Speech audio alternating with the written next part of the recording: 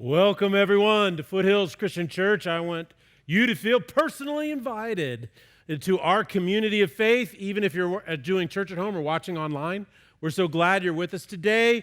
We are especially wanting you who may have just moved here from Canada to feel welcome. Okay? Because, man, we're all about community here, and you're a part. Foothills is a little bit different, and people in the past said, Foothills is kind of a thinking person's church. And the reason why is we want you to know why you believe what you believe. We want your convictions to be strong. We feel that the world is getting crazier and crazier, and it's really important to know what you think and what you believe, because what you believe is one of the most important things about you. So if you'd like to start your journey with our community of faith, then you can text FH Next Step. FH Next Step is one word to 97,000. So as you'll notice in this new digital age, everything can be done on your phone. So just use your texting and you can learn more about who we are as a community of faith. Now, we're starting a brand new series today, and it's called Nonsense, and it's a study of the first book of John. Not the Gospel of John, but 1 John. It's only 5 chapters long. It's not very long. Some of the chapters are very, very short. And so whenever we start a series that's a book study at Foothills, I challenge everybody to make a goal to read that book throughout the series as many times as you can.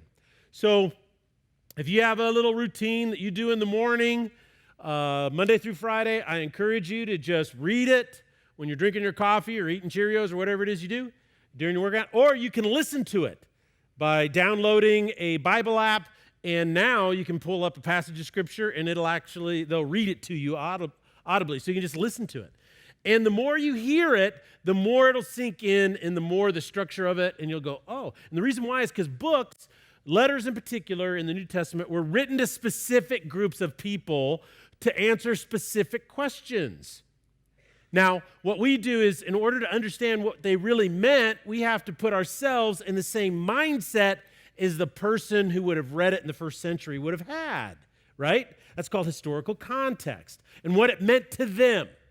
And then what we can do is you can see the underlying biblical principles that God wanted us to know through the inspiration of the Holy Spirit in the Gospel or Apostle John when he wrote it. Consequently, we want to dig through all that and find out what was it that God is revealing to us in order that we can apply it to our lives and our faith today. So we're going to start off with an overarching question, as we always do in any series we start. I always like to start with something that all human beings are dealing with, regardless of their religion, their belief system, their socioeconomic status, what language they speak, or what continent they were born on. Every human being wrestles through this at some point. And so our question for today and throughout the series is going to be this. Do you feel good about your life, or do you feel right about your life? Now you might think, it seems like a subtle distinction. But let me tell you something. When you're 19, good and right are the same thing. But as you get older, you start to realize that you do some things that you thought were good at the time or felt good at the time, but then the next morning you wake up with a hangover. And you think to yourself, and I just don't mean from drinking too much, sometimes you wake up the next day with what I call a life hangover. You wake up and go, man, it seemed like a good idea, but what a mistake that was. You know what that feeling is? It's called regret. And you know what regret does to you? Regret is telling you that you don't feel right about your life. So, as you dig into this, you start to think, not everything that feels good is what's right. And so you start to make better decisions, at least hopefully, as you grow. Every human being goes through this. And what it does is it starts to unveil a deeper question that we're asking ourselves as human beings. And the question that we're unveiling through feeling good or feeling right about our lives and dealing with regret is this. Who am I? Why am I here? Who am I as a human being? What does it mean to be a human being?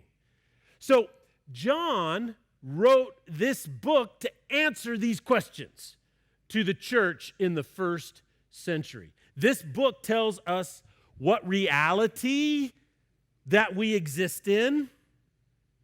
It tells us who we are as human beings and why we are the way we are, what we do about it in order to understand how to feel totally right about our lives. And in the end process, it's where all the ways meaning and purpose comes from, how we make sense out of our lives. So this is a question that everybody, I think, can answer. And this is a question that Jesus inspired John to write to the first century church in order to understand how to make sense out of life. So let's jump in and let's kind of start seeing what's going on. And before I read from chapter 1, I want to give you a little bit of a backdrop. And I've been kind of wrestling with the best way to do this because it has to do with a new religion or a philosophy that a lot of people don't know much about. But when I start to describe it, it might sound pretty familiar to you today. And this is what it was, is there was a group of people that lived in what is modern-day Turkey. At that time, they called it Asia Minor. And they were a part of the church. At that time, there was just one church. They didn't have denominations or anything at all like that. And the Apostle John was living there. And there was a group of people that started out, and then they decided, we don't want to be a part of Christianity anymore. We're going to go and start our new religion. And what they had done is they took an ancient Greek philosophy called Gnosticism. And what they did is they took it and they took the terminology of Christianity and they combined them and made up a new religion. And so they left and they were trying to recruit people from Orthodox Christianity, classic Christianity, to come and follow their new religion, okay? So they're recruiting. So John writes a letter to refute them in what they were saying. And in the process, he tells us all this really great stuff that you and I need to know today to make sense out of the nonsense of the world in which we are living, okay? So that's what's going on. And I'm going to just kind of play it out for you a little bit as we go down through these passages of Scripture, okay? That way you kind of track along with me, all right? And we're going to begin with 1 John 1, and the first thing that he says in the first 4 verses is this, and that is, the reality in which we live is different than what this group of people is saying, or most other people who don't know God believe. Listen to these words, verse 1. That which was from the beginning, which we have heard, which we have seen with our eyes, which we have looked at, and our hands have touched. This we proclaim to you concerning the word of life. Now, why is he saying that? That seems a real weird way to start a letter off. Well, here's why. Is the Gnostics had this basic Greek philosophy. It started with Socratic idealism. Plato worked with it in his dualism. And it was really throughout all Greek philosophy, which the Romans really appreciated and adopted as a mindset. And here's kind of it, just in a basic nutshell, and that is that out there in what the heavens, the spiritual realm, way up there is perfection, right? So everything up there, there's a perfect ideal of it. So if you see a horse here, this is just a material representation of the perfect horse up there. If there's a table up there, or there's you up there. And down here, this is an imperfect representation of that. So all material things, space-time reality in which we live, is being corrupted by evil. Now, the reason they believed this is because they just looked around them and they said, man, the world in which we live has evil in it, doesn't it? I mean, people do bad things, people break the law, there's all these problems, there's famines and natural disasters that wipe out life. It seems awfully, is that really what, and according to the Romans, the gods wanted? You know? So what they wanted to do is they wanted to have this notion that God was perfect, right? way up here, but also explain why there's so much corruption and messed up junk in the world in which we live. So the implication of this was really quite simple, is that, well, because there's God up there and we live in an imperfect world, then that means that the God or gods up there must have created evil, right? Because God is creator of everything. And they're like, well, we don't want to say that because that doesn't seem right. So what we mean is what God did is he created another lesser God, and then that God created a lesser God, and then a lesser God, and a lesser God. It's like taking a copy and putting on a copy machine and making a copy, and then flipping it, making another one. And after a while, you get down the road and you can't read it because it's all blurry, right? That's the God that created the earth. That's the one. And that's who Jesus came from.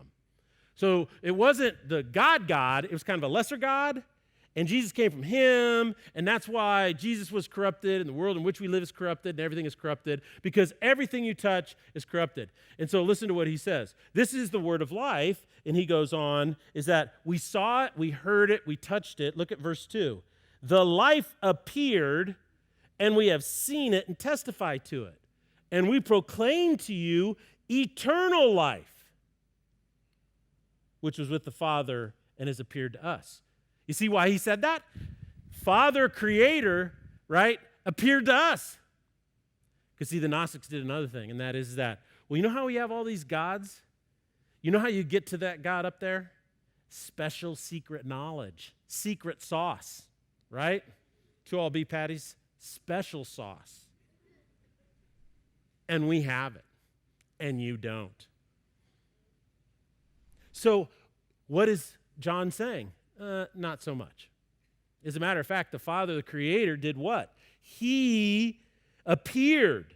We saw him, and guess what? We touched him, and we proclaimed to you. Verse 3, we proclaim to you what we have seen and heard. We didn't make this up. It came from God, so that you also may have fellowship with us, and our fellowship is with the Father and his Son, Jesus Christ. We write this to make our joy complete. So now you see why he's saying it the way he's saying it. Is he's saying, look, Jesus Christ is who he claimed to be, that he and the Father were one and the same.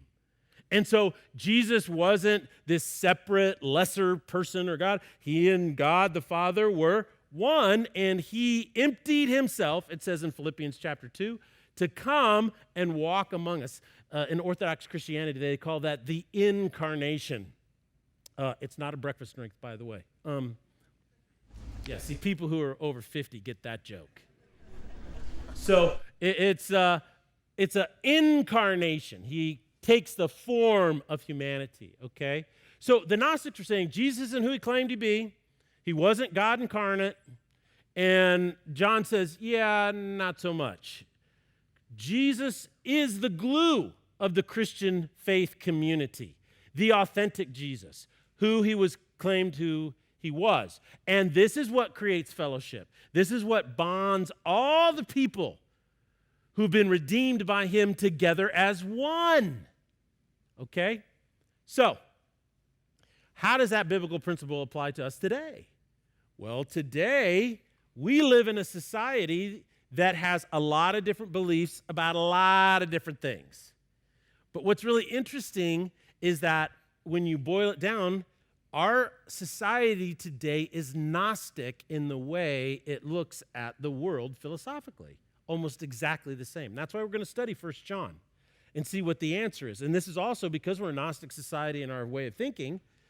Everybody's so confused about the point and purpose of their life. And that's why life seems to be so upside down and senseless right now. So a number of years ago, this is quite a while back, I had heard that they were going to have a person on Oprah who had died and gone to heaven and come back, and they were going to talk about it, right? So, Oprah was sitting there and talking, and so I thought, oh, this might be interesting, and so I was watching some of it. And so Oprah was talking. Somebody stood up in the thing and said, well, that's really neat. What do you think about Jesus and all this kind of stuff? And so somebody said, her little panel said, well, yeah, Jesus is the way. you go to heaven. And Oprah goes, well, no, that's not true. There are lots of ways to get to heaven. She said, there's lots of ways to get to heaven. You see, it's kind of like a river. Spiritual life is like a river, and you have all these tributaries that can go all these different places. But they all flow down one thing, and they all end up in the same place. So it doesn't really matter which one you're on, because we all end up at the same place. And everybody goes, wow, that is so awesome. It's so inclusive, and it's so tolerant, and it's so loving. Except it's not at all. Because if you spend 5 minutes to think about it, you start to realize when people say that, what they're really actually saying is this, is that what you believe doesn't really make any difference because we all end up in the same place. The choices that you make don't make any difference because we all end up at the same place. So if you treat people really poorly and you're a jerk towards them, it doesn't really matter because both of you are going to end up in the same place. It doesn't really matter whether you live selfishly your entire life for yourself because all you care about is you and you're a narcissist. Doesn't matter because you're ending up in the same place as Mother Teresa. It doesn't really matter what you think, what you believe, what you say, what you do because we live in a deterministic reality, and that reality always ends up in the same place. So the notions of free will and love and choice and community and bonds really make no significant impact at all. Is that what that means? Yeah, that's what that means. John is saying, no. If you want to have fellowship with God, you have to understand that we have fellowship with God only in one way, and that's through God himself in the form of Jesus Christ, who came, who gave his life for our sins and conquered death through the resurrection. And that truth, though it may sound narrow, becomes the most liberating, freeing, loving, and inclusive truth that you will ever know. That truth throughout history has brought more different ethnicities together than any other philosophy, religion, or belief system that has ever existed in the history of humanity. That truth has brought more groups that were locked in poverty and tribalism and brought them into communities that could bond together, have a commonality of acceptance, and grow into the civilized world that we know today. This so-called narrow truth became the most powerful, liberating truth that allowed people to respect the sovereignty of human individuals more than any other truth. And so John would say your Gnostic belief system, he would say that to Americans today, is not inclusive, it's not tolerant, it ends up being absolutely senseless. And that's why our world today is so divided. That's why our world seems to be attracted to the most ridiculous, base things. That's why the conversations on Twitter and the conversations in social media and the conversations in our political debate are so ridiculous and absurd. All because we think like Gnostics in America today. He goes on, though, to say something even more profound. He says, not only is the reality that Jesus is what brings us fellowship with God, he goes deeper and he says, this is how Jesus is actually doing it. Look at verse 5. He goes, this is the message that we have heard from him and declared to you. So is he saying, oh, this is how we figured it out, or this is our idea? No, he's saying this is the message that Jesus proclaimed to us, and now we declare it to you. God is light, and in him there is no darkness at all. Oh, wait a second. Weren't you just discussing a moment ago that Gnostics believed that a lesser God that was corrupted created the corrupted world, and that's why we're all corrupted? Got a whole lot of corruption going on right there. Yeah. So what is he saying is Gnostics taught that God was corrupted, and that's where evil comes from. But what does John say? Not so much. He says what? He goes, God is light, and in him there is no darkness at all. If we claim to have fellowship with him and yet walk in darkness. Because see, the Gnostic side, well, because it's this way, it doesn't matter. It's all about what you think, not what you do. So you can kind of live any way you want, as long as you believe and think the right things, the secret knowledge. You can just do whatever you want, because when you die, because you have the secret key, boom, you get to go. And he's saying, no, the lesser God didn't create this evil and was evil. Jesus wasn't evil. Jesus wasn't corrupted. He says, God is light, and in him there is no darkness at all. If we claim to have fellowship with him and yet walk in the darkness, what does he say? We lie and do not live out the truth. Who are we lying to when we live this way? We're lying to ourselves. We're denying the reality of our own soul. Look at what he goes on to say after that. Verse 7. If we walk in the light as he is in the light, we have fellowship with one another. And the blood of Jesus, his son, purifies us from all sin. Well, what does that mean? What it means is that even though we're still imperfect, we still make mistakes, the blood of Jesus covers us, right, as we are trying to walk in the light. We're not using Jesus as an excuse. We're using Jesus as the author and perfecter of our faith. He is the goal to which we want to obtain. The Gnostics were saying your lifestyle doesn't make any difference. Your behavior and choices don't make any difference as long as you have the secret knowledge. But guess what?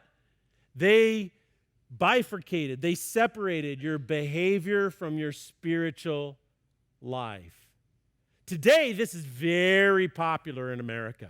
It's very popular in America. Here's a little funny story that I used to illustrate that, and that is a boy really wanted a bicycle, but he didn't have enough money. So he prayed to God at the end of his bed. He goes, oh, dear God, please give me a bicycle. Please give me a bicycle. And then he realized, guess what? God just doesn't give you stuff because you ask, right? So he stole a bicycle and prayed to God to forgive him for stealing it.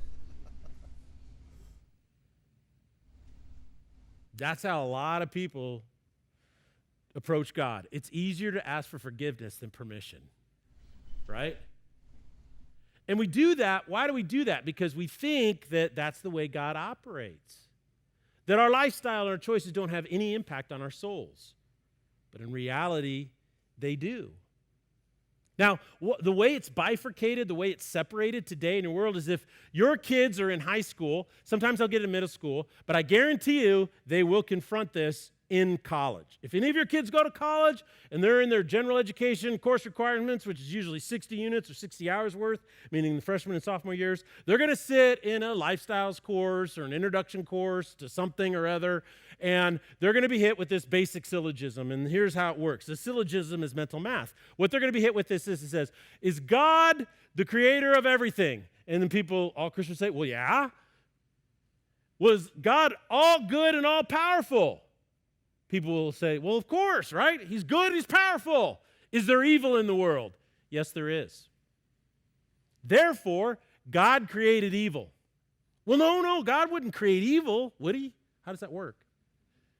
No, he didn't. And then they say, okay, well, if he didn't create evil, then he's not all-powerful. Well, that's true. If evil exists and God exists, then he can't be all-powerful because he could just wipe it all out, right? And then they say, therefore, God doesn't exist. And you would not believe how many freshmen and sophomores in universities across the globe go in, they hear that, and they go, I can't be a Christian anymore because it doesn't make any sense. Now, this is why Foothills is different. We talk about this stuff because we're aware of what is going on out there, and our goal is to prepare people for it. And the one thing that a freshman or sophomore in a university never hears is this, is that entire syllogism is 100% and completely false. It's completely false. And you know why it's completely false? Because it's built on a false premise, an unspoken premise. And you know what that unspoken premise is? Is I'm going to use the fact that evil exists in the world to disprove God. But if there is no God, there is no moral, objective duties. Zero. You take God away, and there is no evil. You take God away, there are no morals that are objective. You might say, well, I have morals. I'm an atheistic person. I have morals. I'm a good person. Yeah, but that's nice for you. Was Hitler a bad guy? Well, I can't really say that because, that's a different lifestyle choice than me. But it is what he did evil. Is it universally, objectively evil? Well, I can't really say that.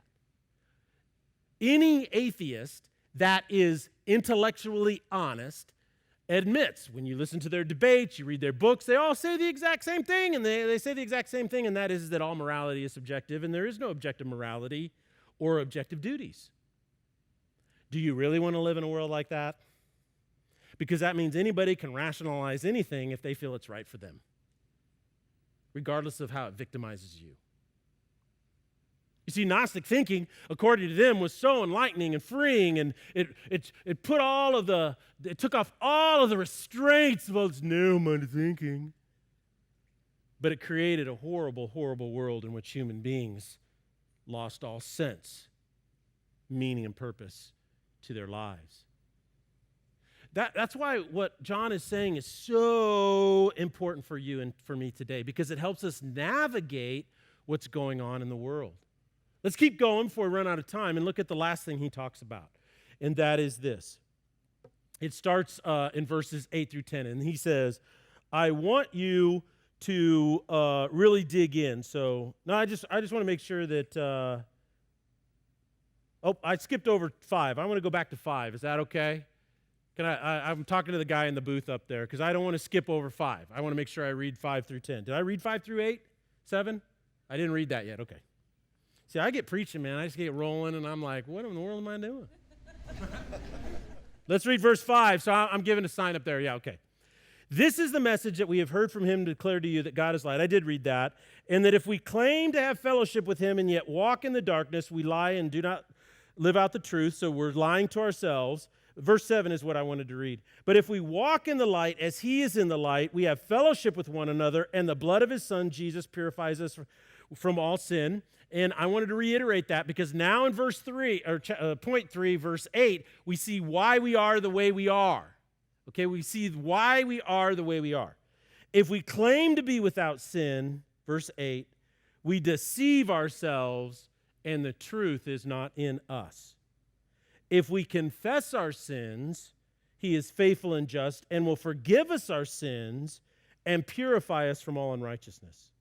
If we claim we have not sinned, we make him out to be a liar, and his word is not in us. Now, because they had severed belief from behavior, John said that the end result of that is a belief that there's nothing wrong with you. And this is very popular in our society today. If you are a certain way, if your inner self tells you this is my identity, and if you're not happy because you know the way you are, then the reason why you're not happy is because there is some force out there that is hindering you from being your true self. So, if you believe yourself to be something, it could be anything. I believe myself to be the CEO of Apple, and I'm not, then that's because there is a force out there that is stopping me from achieving that. If I'm a young lady and I think to myself that I would love to meet a guy one day, and you start dating guys, you're in college, then you're out of college, and you look at your love life and you go, wow, it's kind of a train wreck, it's not working out, and you think to yourself, I know why. Do you know why I can't find a guy? Because all men are bad. That's why. That's got to be the case, right? Or you're a guy and you get married and you married this woman and she's the mother of your 3 kids and you're sitting there and she's not happy, and no matter what you think you're trying to do, I'm going to do this, I'm going to do this, I'm going to do this, but she's just not happy, and you think to yourself, aha, I know why she's not happy. Because women are never happy. It's all women's fault. It's all women's fault. The reason I can't get that job is because there's a system that stops me from improving myself. Now, there's a common theme to all of this stuff in our society today, across the board. It's spiritual in nature. And the notion is this, is that the reason why bad things are happening to me, the reason why things aren't going my way, the reason why things aren't working out, isn't have anything to do with me. It has to do with everything outside of me. And the end result of that says this: if we claim we have not sinned, we make him out to be a liar, and his word is not in us. Do you want your life to make sense? Do you want it to come into focus? Do you want to really know who you really, really are? Then what you need to do is you need to start with who God says you are. And what God says is that all of my issues, all of my things that I'm going to have to work through in life all start in one place. You know where that place is? Right here in my soul. I came to heal your soul. That is the reality in which you and I live. And until we understand how our world wants to circumvent that, we'll never make sense out of life.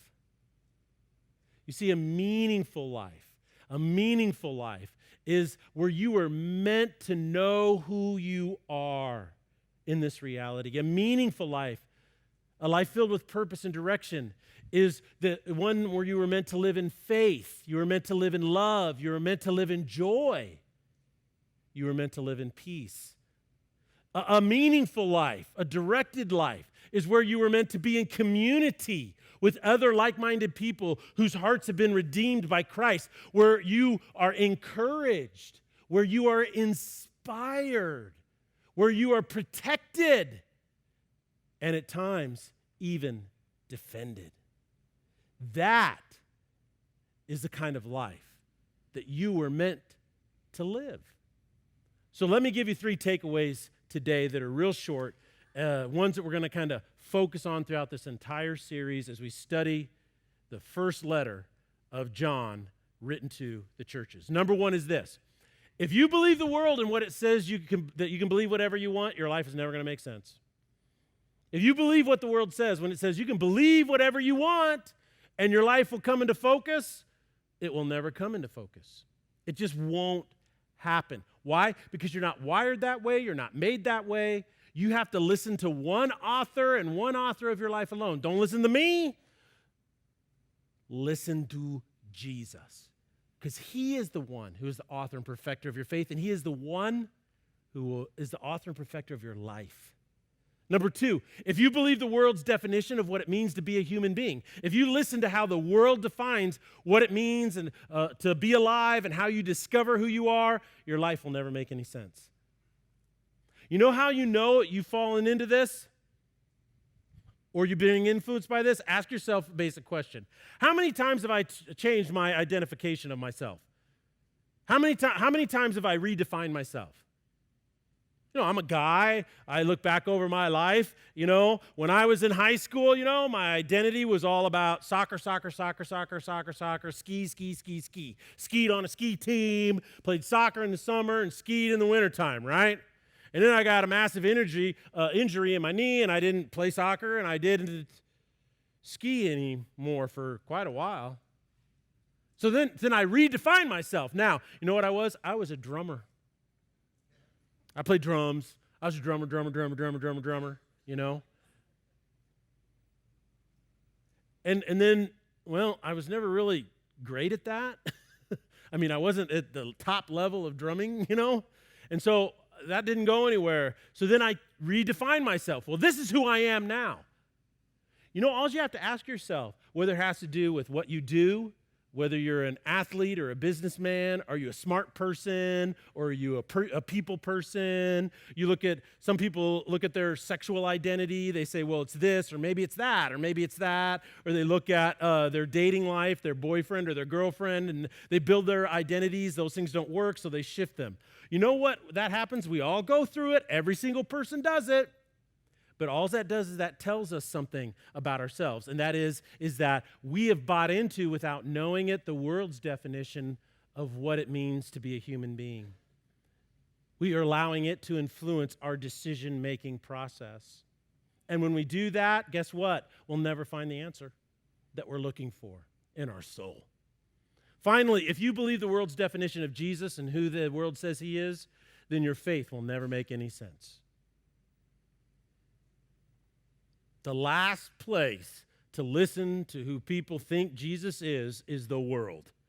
And the best place to ask, who are you, Jesus, is to ask him yourself. So let's go on this journey together and let's see what he has to say to you and to me as we figure out how to make sense out of this crazy thing called life. God alone makes sense of your life. If you're ready for clarity, take the next step. Text FH Next Step to 97,000 so we can help you grow in your relationship with him. For those at home, please take some time to consider what you've heard today by reviewing the discussion questions. If you're on campus, please stand for a blessing.